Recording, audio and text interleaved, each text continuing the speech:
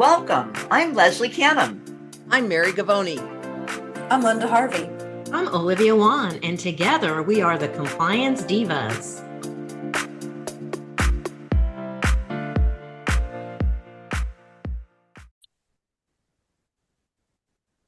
Welcome to the Compliance Divas podcast. I'm Mary Gavoni, and I will be the moderator for this episode. The Divas today are going to discuss an outbreak of tuberculosis in the state of Kansas that has had some sort of alarming headlines. We're going to have some clarification about that. And we're going to also touch on what kind of communication we can expect going forward from our favorite, most trusted source of infection prevention information, the Center for Disease Control and Prevention. The Compliance Divas bring clarity and simplicity to you by navigating the regulatory world to keep you on course.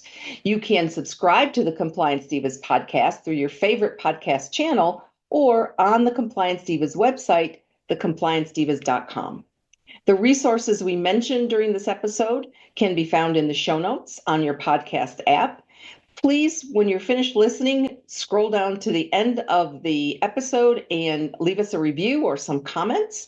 And you can submit questions to us through our email support@thecompliancedivas.com. So many of our listeners, as well as the Compliance Divas, have been watching the headlines about the largest outbreak in U.S. history of tuberculosis in Kansas, specifically in Kansas City, Kansas. But is it really the largest outbreak or not? And we're going to ask our diva, Linda, to start us off with that clarification and also to give us some really important information about the difference between active TB and latent TB. Mary, I would love to qualify that fact that you just mentioned because there was some confusion.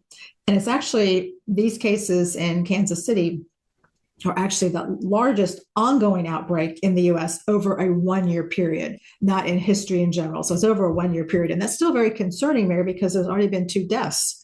And you think about that, since last year in January. But I'd like to break it down and share with our listeners the number of active cases that are active cases of TB and those that are latent infections, because there's a difference. And it's important that we understand that in working with patients day in and day out. So since 2024, there's been 64 cases, and it's broken down into 2 main categories, whether it's latent or active cases, Mary. The Wyandotte County has 60 cases of active TB cases, while Johnson County has 7. And those, as we talked about before the show, identifying for those of us that don't live in Kansas, those are the 2 counties associated with the downtown area. While those same 2 counties have in the largest outbreak as well of associated latent infections since 2024. And that is 77 cases in Wyandotte County and 2 cases in Johnson County. So those numbers may not seem like a lot, Mary, but when you compare across the country and the fact that this is a significant outbreak for us to be aware of. So I'm so glad we're bringing this to our listeners' attentions because we work very closely with patients in a dental setting. And oftentimes we can have the false sense of security that a level 3 mask is protecting us from every single virus, germ, bacteria that walks in the door, especially when we're working so closely in the patient's mouth for extended periods of time. So let's take a moment to distinguish between latent infection and active TB disease. So when you think about something being latent or latent TB infection, that could be confusing because what does it mean? How is it different from active? Well, it's very different because in this case, Mary, individuals have inactive bacteria. It's alive, but it's not active in their body. So they are not actually sick. They don't have any symptoms like somebody with active TB. They're not contagious. And to be diagnosed, that's usually detected through a positive TB skin test or maybe even a blood test. So they're walking around with these TB bacteria that's alive in their body, but it's inactive. That's what latent means. And there's a risk of progression as someone ages, where they could possibly develop TB later in life, especially if their immune system weakens. And thinking about just the immune system in general, that does have a tendency to weaken as one gets older. And given the fact that any other active disease or medication someone could be taking could also weaken their immune system. Now, to compare latent with active TB, you do have symptoms when you have an active case of TB, and you are contagious. So when somebody walks in your practice and they're coughing everywhere, sneezing, and they can't seem to control it, and they may think they're just having a reaction, or they may think it's allergies, we always try to have a socially polite response or excuse for sneezing and sniffing, because we don't want someone to think we're sick, especially if you don't want to cancel that dental appointment. But there's active bacteria in this patient. They're actively multiplying, they're actively causing this disease. And Mary has to be diagnosed through the symptoms, like a positive TB skin test, a blood test, sputum samples, or even a chest x-ray. So it's very important that if someone has a cough, or we have a patient who's having what seems to be TB symptoms, and I think Leslie's going to talk to us about that in a few minutes, that we be very careful as healthcare professionals. Because years ago, Mary, when I was working in the medical arena with risk management, we had a few employees that were exposed to a pediatric patient who had an active case of TB. So we counted it as a workers' comp case and sent them to get evaluated and follow that protocol, just like we do for a post-exposure protocol for a needle stick or poke or scrape. So a lot of things to think about with this. It's not just brush it off, throw on a mask, and business as usual, Mary. So thanks for bringing this topic up today. Thank you, Linda. And the other interesting thing to note about Kansas City is that this isn't the first outbreak in recent years. There was one in 2021 and one in 2017. So obviously there are some issues, and it could be related to, I think at least one of those was related to homeless shelters. It could be a homeless population. We don't know for sure. And Kansas Health Department officials have not said what the source of this infection is at this point. They may still be evaluating and investigating. So it is important. And those of us that have been around in dentistry for a while, like the three of us or the four of us, divas, know that in the 1990s and the 2000s, we had a resurgence of tuberculosis, and we had multi-drug resistant tuberculosis, which then pushed the CDC to issue some directives to us about how we work with those patients. So our California diva, Leslie, is going to talk about an outbreak that happened also in 2024 in California. And then she will be filling in today for our diva, Olivia, who is lecturing at the ADS boot camp, and talk about signs and symptoms of TB. Mary, there was an outbreak in May of 2024. The local public health department declared an emergency to strengthen the city's preparedness to respond to this localized TB outbreak. And the outbreak was isolated to a district population, and the risk to the general public, of course, was low, but the population at risk in this outbreak had significant barriers to care, including homelessness, housing insecurity, mental illness, substance abuse, and serious medical comorbidities. And so about the outbreak, there were several individuals associated with what was a single room occupancy hotel in Long Beach. And there was someone that was identified that had TB disease. Back in April of 2024, there were 14 cases of TB disease associated with this particular outbreak. 9 of those cases, people were hospitalized at some point in their illness, and one person actually died.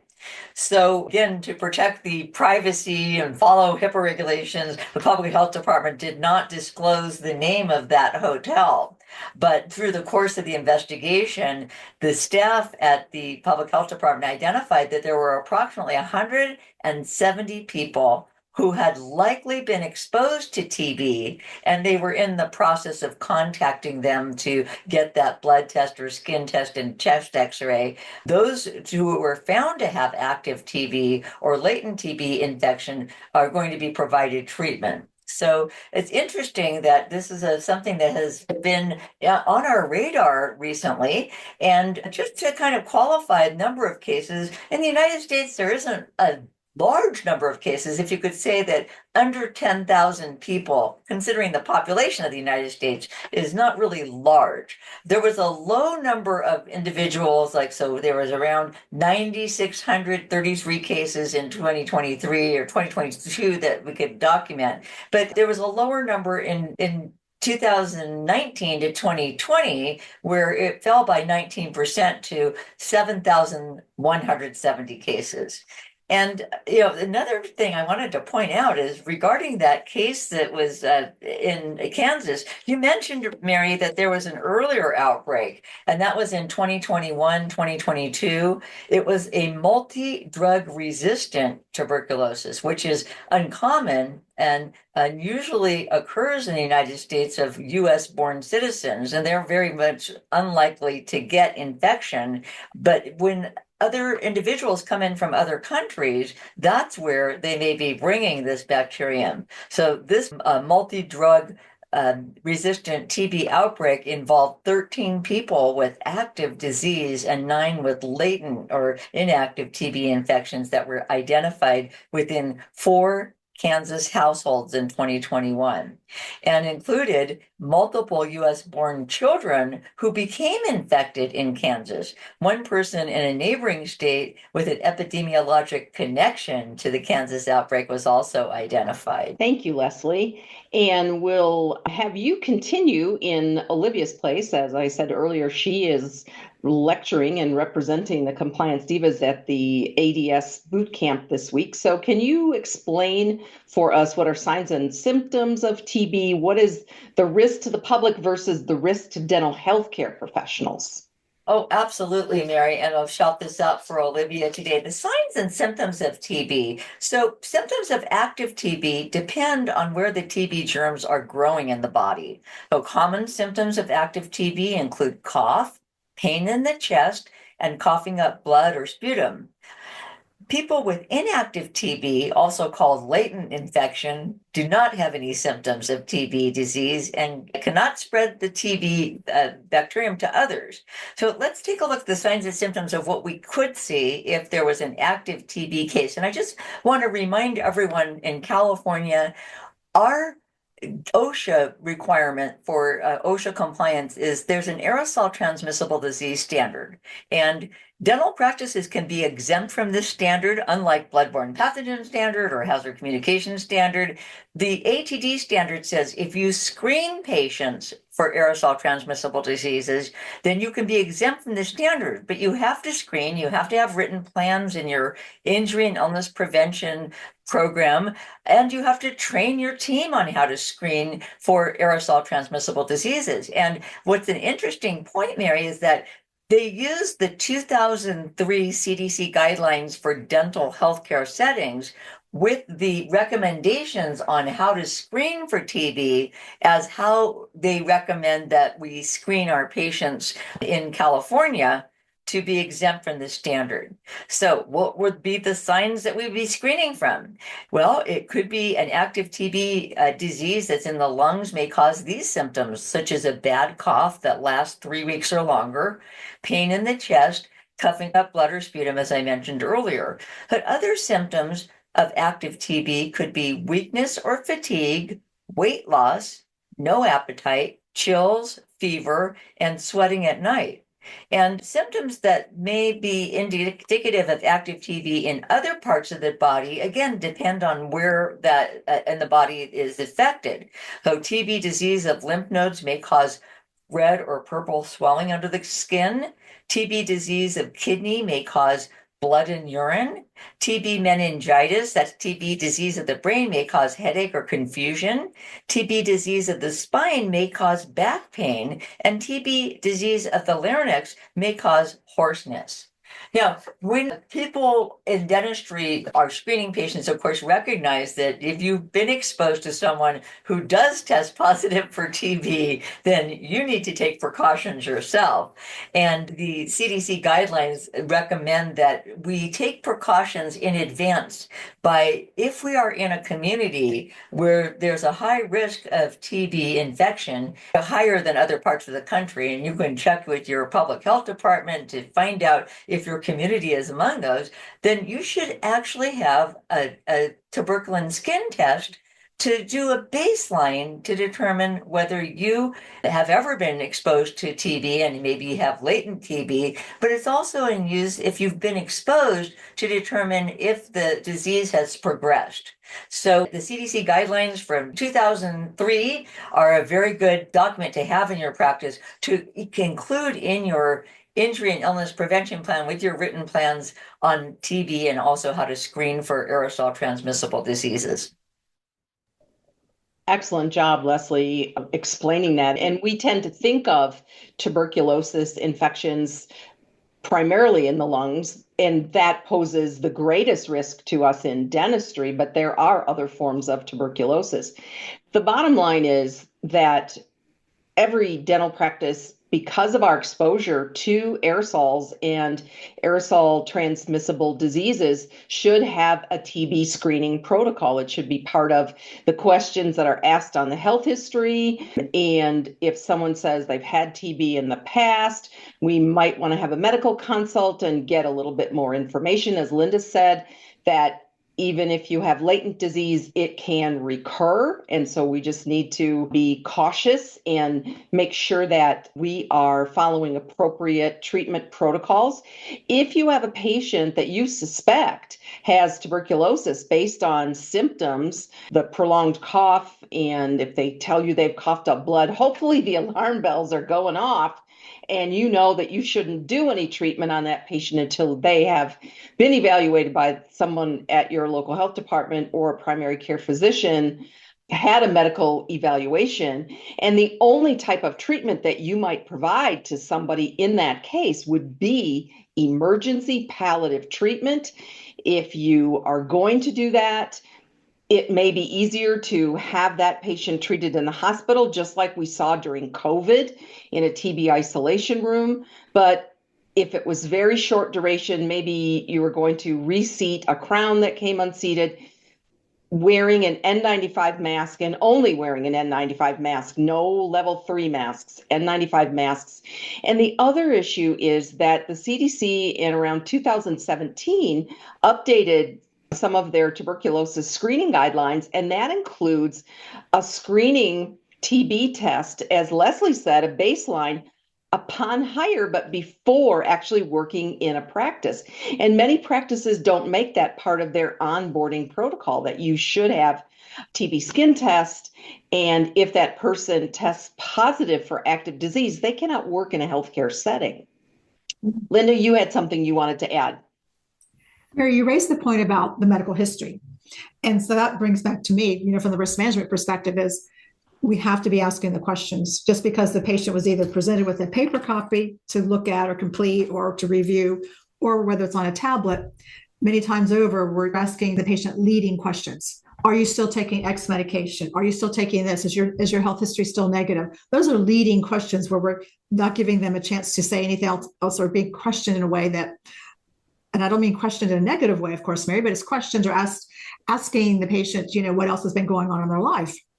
And so I think it takes only just a few more seconds while you're placing the bib, doing your hand hygiene, greeting the patient, to ask those extra questions about coughing and symptoms. And as Leslie mentioned, the respiratory screening that has to take place in California should be taking place all over the country. Absolutely. Whether you have an outbreak like they do in Kansas City or whether you're anywhere else in the country, you should be screening your patients. And we've sort of been preaching that all along for the last couple of years because we still have COVID and we still have RSV and we have other respiratory viruses. We just need to be screening our patients. Leslie, you wanted to share something. Yes, I did. I wanted to also point out that it could be not the individual healthcare worker who might have been exposed that we need to be concerned with, sometimes a family member that has been diagnosed. And so if someone comes to work and says, oh, gee, I have a terrible news. One of my family members has TB and I was just at their house, then they should be considered one of the ones that are on work restriction until they get tested and cleared. Oh, great point. And so many folks just don't understand that it is not appropriate, according to public health rules, for anyone with active TB disease to be working in a healthcare setting. And that doesn't mean just the clinical team. It means the business team as well, anywhere in a healthcare setting because of close proximity. So thank you all for joining us for this episode. We hope that this gives some clarity to the headlines that we're hearing. There is, in spite of what we've been hearing on the news about information not being available on the CDC website, it is true that The CDC is not publishing their weekly newsletter, the Morbidity Mortality Weekly Report, the MMWR.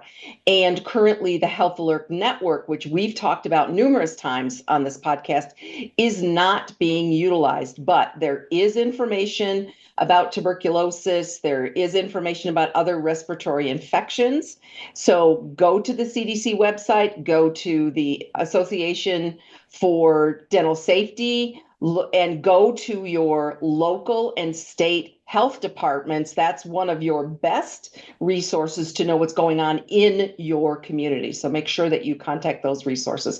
All is not lost for now with information, but we may have to work a little harder to get it. So Compliance Divas bring clarity and simplicity to you by navigating the regulatory world to keep you on course. If you have questions from this or any episode, please submit them by email to support@thecompliancedivas.com. The resources that we've mentioned today will be available in the show notes on your podcast app. And again, when you finish listening to the episode, scroll down to the end of the episode on your podcast app and leave us a review or give us a like or give us some comments. We'd appreciate your feedback. We'll see you next time.